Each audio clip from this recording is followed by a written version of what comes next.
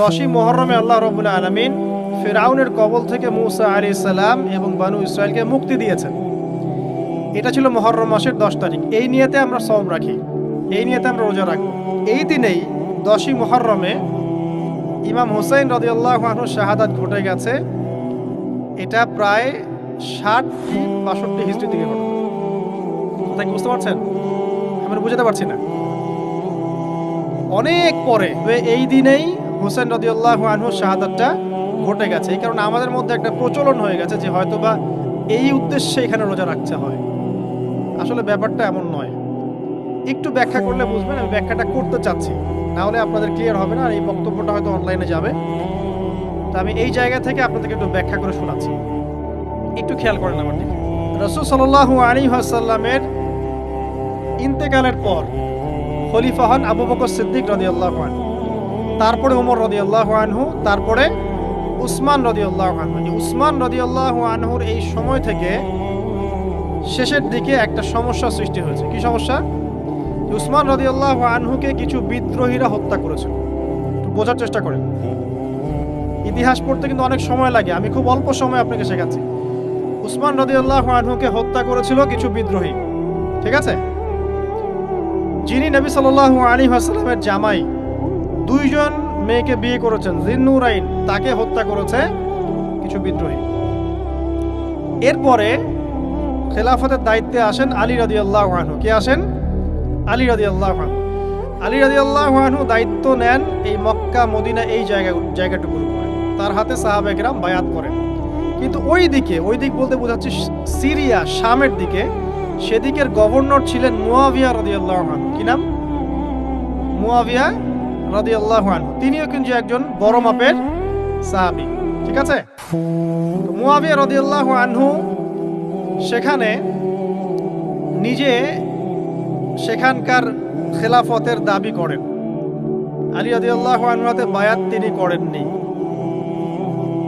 আলী রাদিয়াল্লাহু আনহুকে বারবার একটা বিষয়ের চাপ দেওয়া হচ্ছিল যে উসমান রাদিয়াল্লাহু আনহু শাহাদাতের আগে বিচার করতে হবে, হত্যাকারীর বিচার করতে হবে।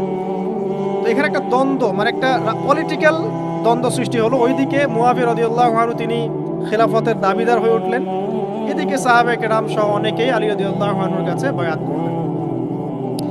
তো এর ফলশ্রুতিতে দেখা যায় আলী রাদিয়াল্লাহু আনহু তার রাজধানীটাকে কুফায় নিয়ে যান, ইরাকের কুফায়। তো ইহুদিদের ইন্ধনের ফলে এক পর্যায়ে দেখা যায় যে আলী রাদিয়াল্লাহু আনহুর এক পক্ষ এবং একদিকে মুয়াবিয়া রাদিয়াল্লাহু আনহুর এক পক্ষ, তারা একটা অনাকাঙ্ক্ষিত যুদ্ধের দিকে চলে যান, ঠিক আছে? এই যুদ্ধটাকে বলা হয় সিফফিনের যুদ্ধ। কিসের যুদ্ধ? সিফফিনের যুদ্ধ। এটা সংঘটিত হয়েছে 37 হিজরিতে। কত হিজরি? 37। এর আগের বছর আবার উটের যুদ্ধ হয়েছে, জঙ্গে জামাল। তার পরের বছর এই সিফফিনের যুদ্ধ। সিফফিনের যুদ্ধে আলী রাদিয়াল্লাহু আনহু বিজয় লাভ করেই ফেলেছিলেন। এই সময় মুয়াবিয়া রাদিয়াল্লাহু আনহুর দলের মধ্যে আমর ইবনে আস রাদিয়াল্লাহু আনহু তিনি বলছেন যে কোরআন ফয়সালা করবে। কোরআন ফয়সালা করবে, এটাকে কেন্দ্র করে একটা তৃতীয় পক্ষ নির্ধারণ করা হয়, যেটাকে আমরা সালেস বলি।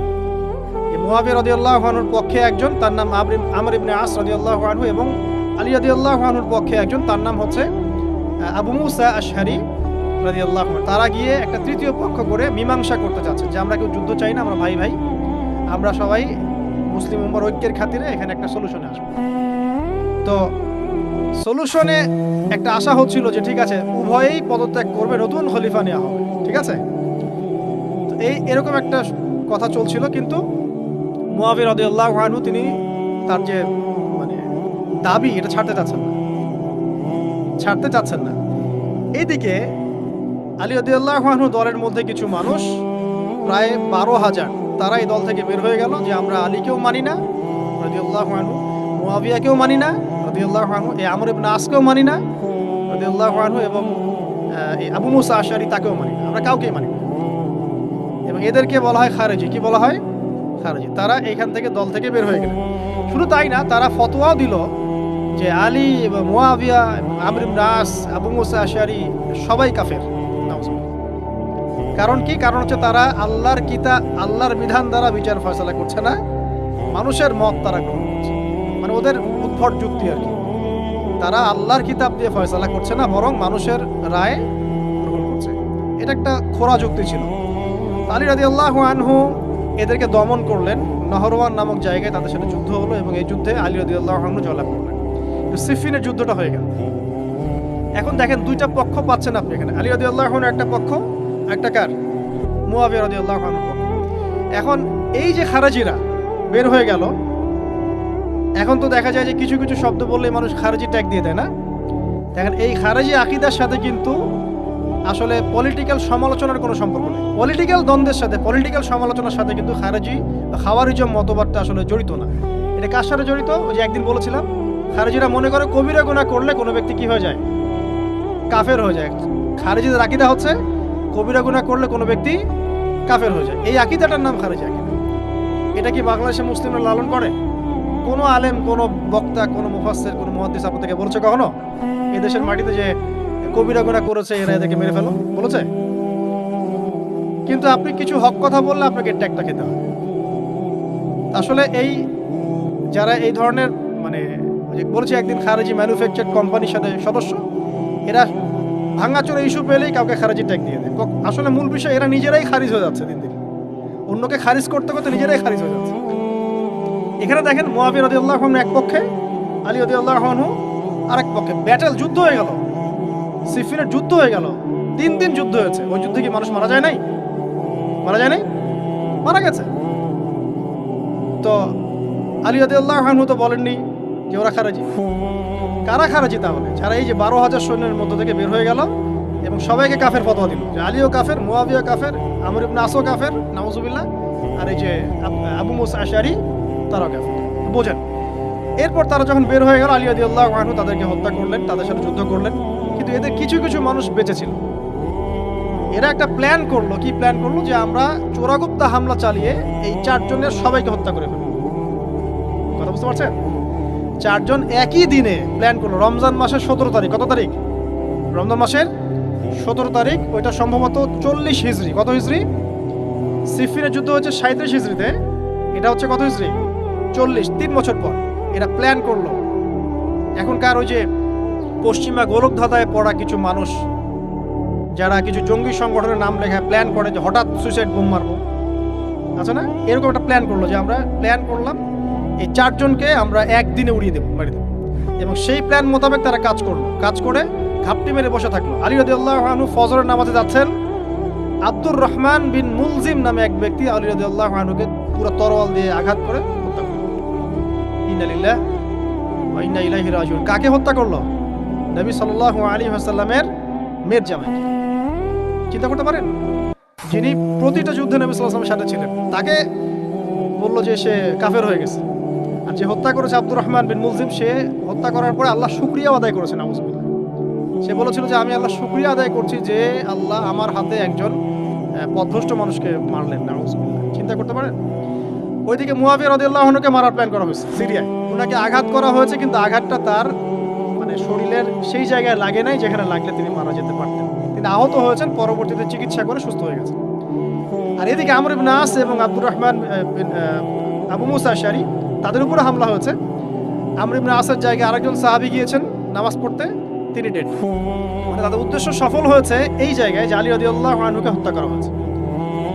তো এখন আলী রাদিয়াল্লাহু আনহু যখন নিহত হয়ে গেলেন, তাহলে কে থাকলো এখন? মুয়াবিয়া রাদিয়াল্লাহু আনহু। আচ্ছা, আলী রাদিয়াল্লাহু আনহু চলে যাওয়ার পরে তার সন্তান হাসান রাদিয়াল্লাহু আনহু, কি নাম? হাসান রাদিয়াল্লাহু আনহুর হাতে সাহাবায়ে কেরামের অনেকেই বায়াত করলেন, মানে তাকে খেলাফতের দায়িত্ব দিলেন। তো এবং তিনিও কুফায়, রাজধানী, এখানে তিনি আছেন এবং কুফাবাসী তাকে মানে প্রলুব্ধ করছে কিছু কিছু মানুষ যে আপনার উচিত মুয়াবিয়া রাদিয়াল্লাহু আনহুর সাথে যুদ্ধ করা। ঠিক আছে? কিন্তু হাসান রাদিয়াল্লাহু আনহু সেই কাজটা করলেন না। তিনি বলেন না, আমি মুসলিমদের মধ্যে দ্বন্দ্ব চাই না, বরং আল্লাহর নবী একটা ভবিষ্যৎবাণী করেছিলেন সাল্লাল্লাহু আলাইহি ওয়াসাল্লাম যে আমার এই নাতি হাসান মুসলিমদের বড় ফিতনার সমাধান করে দিবে। সুবহানাল্লাহ। কথা বুঝতে পারছেন? তো হাসান রাদিয়াল্লাহু আনহু তখন কি করলেন? নিজে তার যে এই যে দায়িত্ব, খেলাফতের দায়িত্ব, তিনি মুয়াবিয়া রাদিয়াল্লাহু আনহুর হাতে ছেড়ে দিলেন। সুবহানাল্লাহ। তিনি নিজে পদত্যাগ করলেন। ঠিক আছে, আমার ক্ষমতার দরকার নাই, মুসলিমরা আপোষে মারামারি কাটাকাটি থেকে রক্ষা পাক।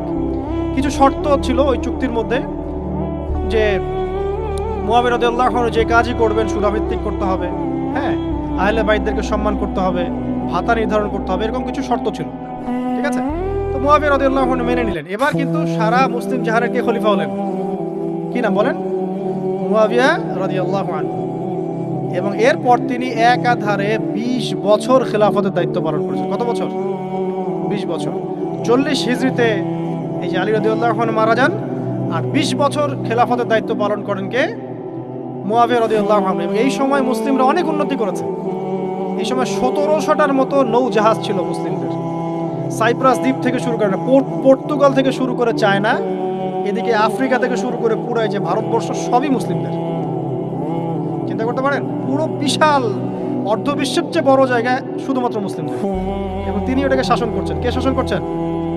মুয়াবিয়া রাদিয়াল্লাহু আনহু। ঠিক আছে, এবার টার্নিং পয়েন্ট। এবার মুয়াবিয়া রাদিয়াল্লাহু আনহু ইন্তেকাল করলেন 60 হিজরিতে। ঠিক আছে, আর এদিকে হাসান রাদিয়াল্লাহু আনহু ইন্তেকাল করেছিলেন 49 হিজরিতে। ইন্তেকালের সময় তিনি তার পরবর্তী দায়িত্বশীল নির্ধারণ করে গেলেন বা নিয়োগ করে গেলেন তার পুত্র ইয়েজিদকে। কাকে?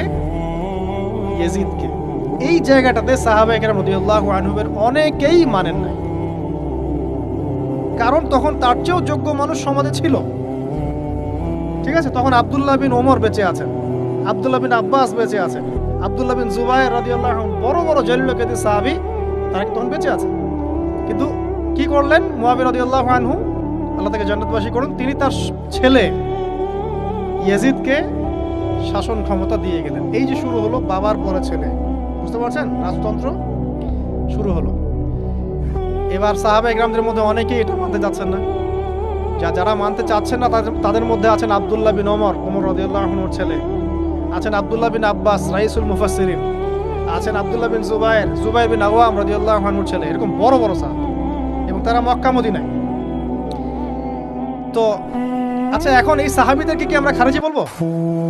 তারা যে পলিটিক্যালি তাকে সমর্থন করছেন না, পলিটিক্যালি কোনো গভর্নমেন্টের সমর্থন না করলেই খারিজি হয়ে যায়? যদি কেউ বলে আরব বিশ্বের সব যত নেতা আছে এদের মধ্যে অনেকেই ইসরায়েলের সাথে আতাত করেছে, সে কি খারিজি হয়ে যাবে? এই সমালোচনার সাথে খাওয়ারিজমের কোনো সম্পর্ক আছে? যদি কেউ বলে যে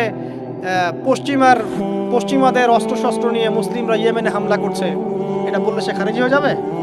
যদি কেউ বলে যে মধ্যপ্রাচ্যের কান্ট্রির কিছু নেতা তারা পশ্চিমাদের সাথে চুক্তি করেছে পেট্রো ডলার মনিটরিং সিস্টেম, সে কি খারিজি হয়ে যাবে? যদি কেউ বলে জায়নিস্টদের সাথে আঘাত করে অনেক মুসলিম কান্ট্রি চলছে, তাহলে কি মিডল ইস্টের সমালোচনা করার কারণে একজন ব্যক্তি খারিজি হয়ে যাবে? খারিজি ম্যানুফ্যাকচার্ড কোম্পানি বাংলাদেশে তারা এই সংজ্ঞাই শিখায়, পলিটিক্যাল বিরোধিতা করলে আপনি খারিজি হয়ে যাবেন।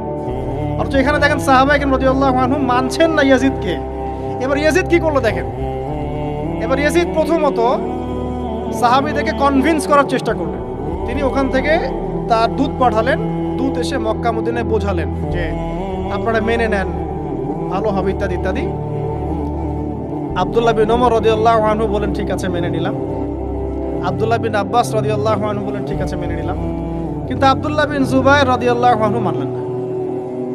তিনি মানছেন না, আমি কিছুতেই মানি না, তার সে খেলাফতের যোগ্য নয়, এর চেয়ে অনেক বড় বড় যোগ্য মানুষ আছে, আমি মানছি না। বরং তিনি এখান থেকে সরে আসলেন। এবার ইমাম হুসাইন রাদিয়াল্লাহু আনহু, যার কথায় প্রশ্ন করেছেন, লম্বা উত্তর দিচ্ছি।